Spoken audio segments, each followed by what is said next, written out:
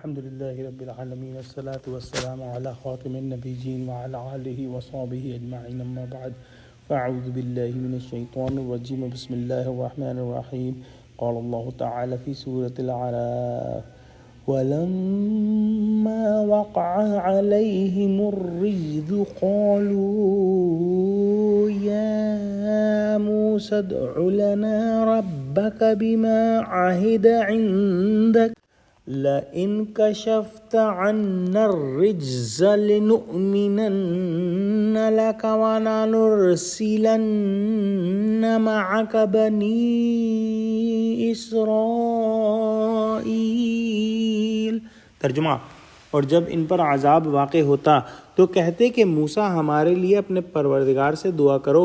جیسا اس نے تم سے عہد کر رکھا ہے، اگر تم ہم سے عذاب کو ٹال دو گے تو ہم تم پر ایمان بھی لے آئیں گے اور بنی اسرائیل کو بھی تمہارے ساتھ جانے کی اجازت دے دیں گے۔ اگلی آیت میں ارشاد ہوا فَلَمَّا كَشَفْنَا عَنْهُمُ الرِّجْزَ إِلَىٰ أَجَلٍ هُمْ بَالِغُوهُ إِذَا هُمْ يَنكُثُونَ۔ ترجمہ: پھر جب ہم ایک مدت کے لیے جس تک ان کو پہنچنا تھا ان سے عذاب دور کر دیتے تو وہ عہد کو توڑ ڈالتے۔ پچھلی آیت میں ہم نے پڑھا کہ اللہ سبحانہ و تعالیٰ نے طرح طرح کے عذاب جو ہے فرعونیوں پر بھیجے، اور جب وہ عذاب میں پکڑے جاتے تو پھر جو بھی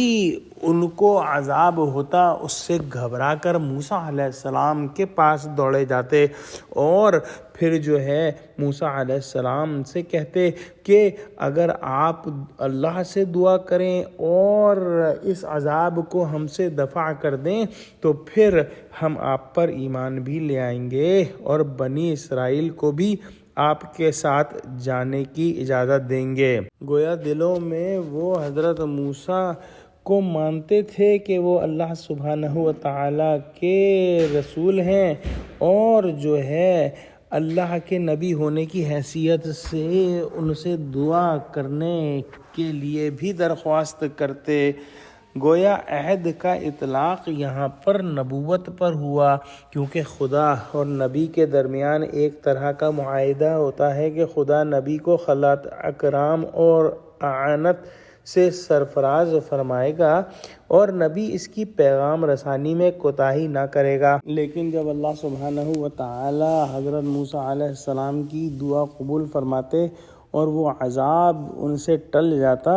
تو دوسرے عذاب کے ظہور سے پہلے وہ پھر جو ہے نافرمانیوں میں ڈوبے رہتے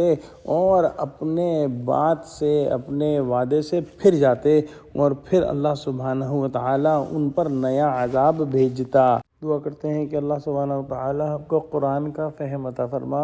ہم کو سچوں سے جوڑے اور ہم کو صراط مستقیم پر قائم فرما دے، آمین۔ وآخر دعوانا الحمد للہ رب العالمین۔ السلام علیکم ورحمۃ اللہ وبرکاتہ۔